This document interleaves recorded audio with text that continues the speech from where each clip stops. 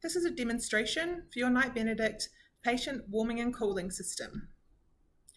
Your unit should have arrived with the unit itself, your connection hose, which comes with a male and female terminal, your warming and cooling mat, which comes with a male terminal, a remote, which has the same settings as your display screen, and a water release key that we'll use later on to release the water from each of our components.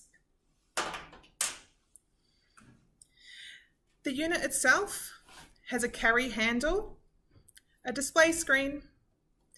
Our fan is located below the fan cover here, and we have the cap covering our water inlet, which is how we fill the water chamber, which we can use by removing the lid there. We have vents around each side of the unit,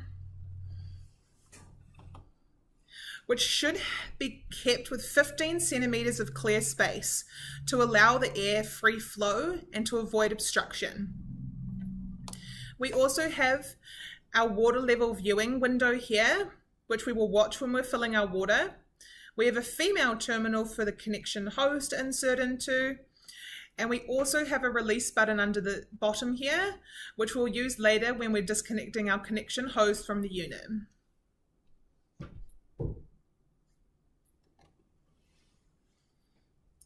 Before filling our unit with water, we want to connect it to our connection hose and mat.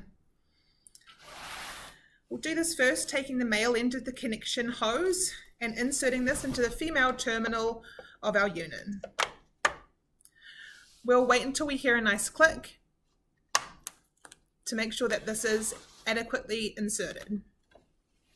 We want to avoid any twisting of the hose, so just take care this is nicely unraveled. And then we will use the female terminal to connect to the male terminal of the warming cooling mat. Again, we're just going to wait for a nice click to ensure we're well connected. Now we're connected to our hose and mat, we can start filling our water chamber. We'll want to be keeping an eye on this to ensure our water level is adequate, which should always be at 2/3 full of this chamber.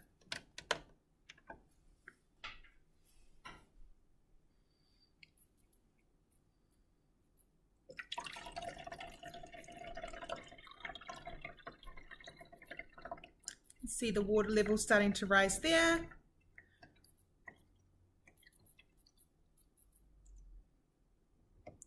Fill that chamber up. Replace our inlet lid. We're ready to turn on our unit. Now our mat is connected to our unit by way of our connection hose, and we have filled our water tank with fresh water. We can now turn on the unit. It's important we monitor our unit during this time. As it begins to flow water through our connection hose into the mat, we may notice this water level dropping. We can watch this during the initial period of setup, and the display screen will also flash with a low level water indicator if the chamber is too low. This will flash with a small teardrop symbol on your display screen. This chamber should be kept 2/3 full at all times. We'll turn on our device now, and we can hear the water flowing from the water chamber through the connection hose and into our mat. We can see that the water level has started dropping. So for this initial period, I am just going to keep an eye on that and top this up as required.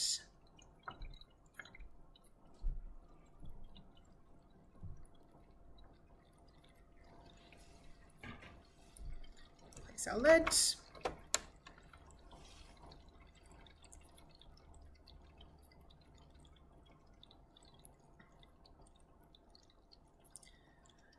Drained a little bit more, so I'll just top up a small amount again.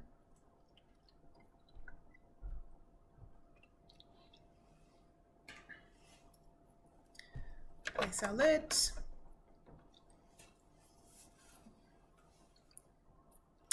And we can see our water level is now maintaining, showing that the water's flowed through the hose into the mat, and each component has now got water circulating through it. This will now begin warming and cooling our patient as per the temperature settings on the display screen. This is for the navigation of your display screen on your patient warming and cooling system. We first need to provide the unit with power by switching on the power supply. We can see a light has come on to indicate the unit is now being supplied with power. We can use the on/off button to turn on the unit. The display screen will always display the current temperature of the water in the tank, which is currently at 28 degrees. We can see what the temperature setting is by using the up and down arrows. We can adjust the temperature by using the up and down arrows, which will adjust 1 degree at a time. And you can hold down either arrow for bigger temperature adjustments. To enter your desired temperature, you must press enter. You'll see the screen has automatically reverted back to the temperature within the water tank. We can see that the unit is heating by indication of the sun symbol, showing that it's heating to our set temperature of 31 degrees. If we adjust the desired temperature to a lower temperature,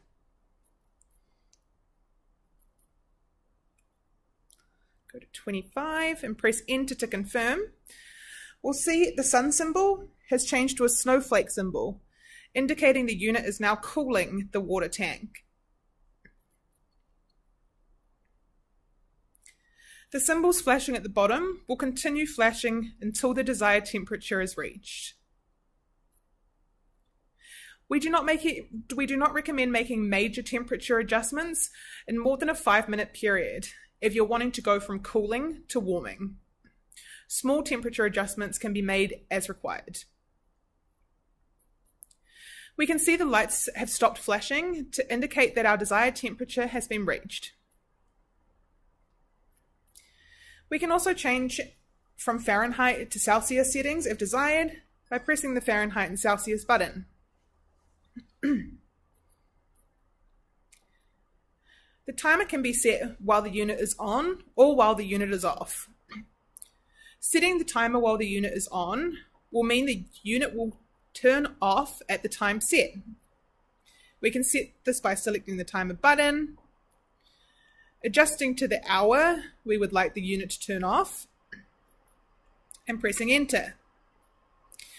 We can see a timer symbol has now shown on the display screen to show that a timer has been set.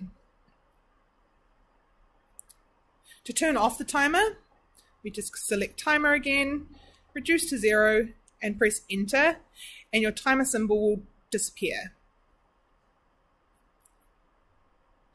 The sleep button is not a mode you should require, as this is used in more human-based medical settings. Turning off the unit can be done with the on/off button. And while we've got the unit turned off, we can also use the timer to set the unit to turn on automatically if desired. We can do this by selecting the timer button, adjusting to the hour we would like it set, so if in this case to come on in 2 hours, pressing enter, and we can see the timer is set. This will then come on in 2 hours if we were to leave the device. The timer again can be turned off by selecting timer, reducing to 0, and pressing enter. Your unit also comes with the option of a remote, which has the same settings as we have discussed, with an on/off button, up and down arrows for temperature selection, enter for confirming the temperature selection, the timer button for setting and turning off the timer, and the Fahrenheit and Celsius button for adjusting from Fahrenheit to Celsius if desired. As these units are capable of heating up to 48 degrees, we always recommend using a towel between the warming and cooling system mat and your patient. This provides extra thermal support and protection in the event of any errors.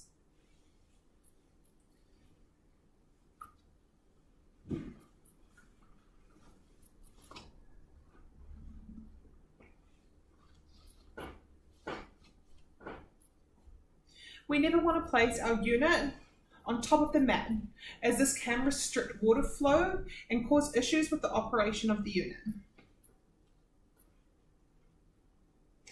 Before placing our patient onto our towel on top of our warming and cooling system mat, we want to check that the patient's skin that will be in contact with the unit has no integrity issues, no open wounds or obvious skin irritation that could be aggravated with warming.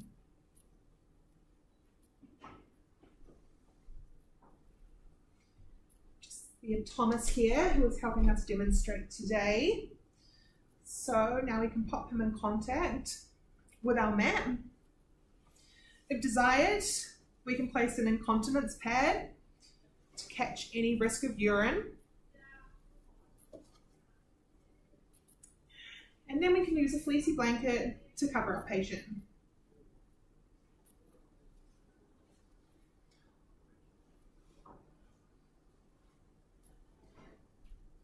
We want to ensure we are actively monitoring our patient's temperature whenever using any warming or cooling support systems.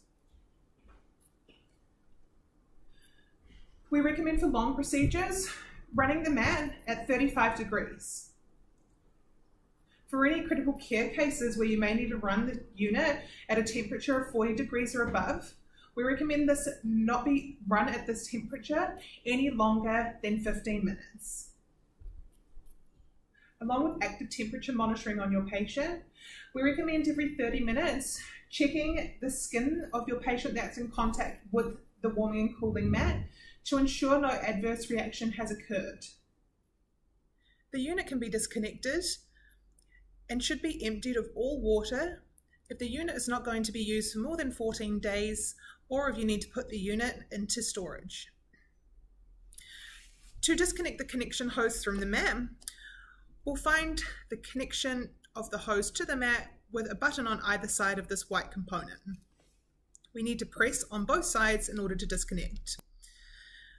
The water valves should engage again, stopping any water leaking from these components during this time.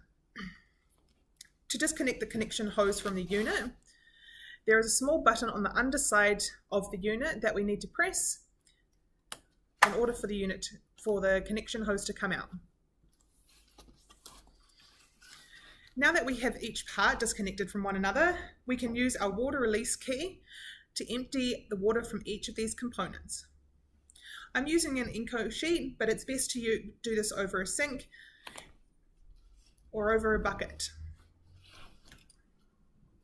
We can use the key by pushing into the terminal, which will release any water inside the component. We can do the same with our mat.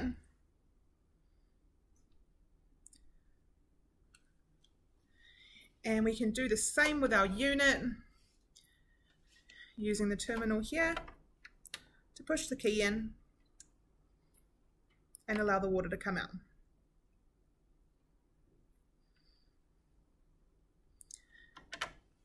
Do this until you can see no more water and until your connection hose and your mat has been emptied appropriately. Your patient warming and cooling system shouldn't require any major cleaning. If it does require spot cleaning due to gross debris, a lint-free cloth dampened with diluted detergent can be used, taking care to avoid any inlets where water may be introduced to internal componentry and taking care around our power cord. The same cloth can be used to clean our connection hose and our mat. For storage of our connection hose, we want to coil loosely to avoid any damage.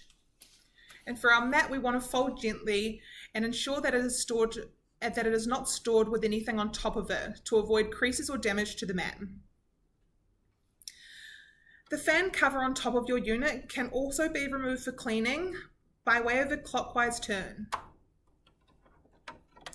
This can then be removed, cleaned under running water, and allowed to air dry before returning to your unit.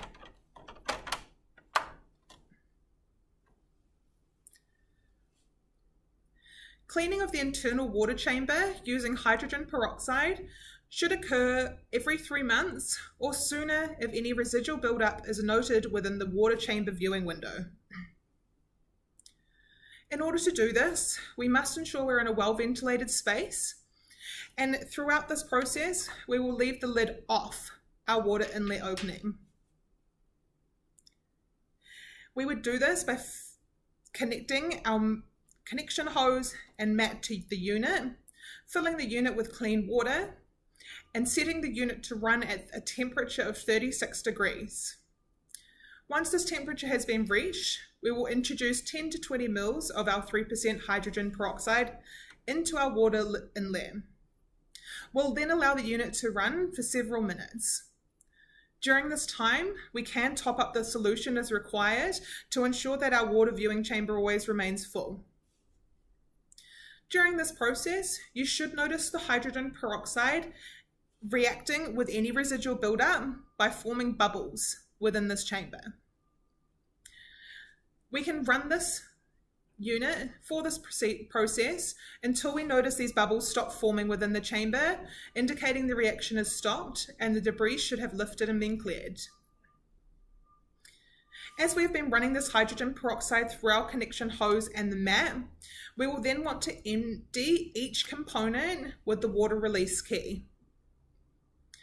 Once each component is emptied, we would then reconnect the connection hose and mat to your unit, fill up your unit with clean fresh water, and we can now replace our lid. And we would then run this for several minutes, allowing the system to flush through the hose, mat, and tank with clean fresh water. We would then need to empty each component again, our unit, mat, and hose, and repeat this process 3 times to ensure that a complete flush of the system has been completed.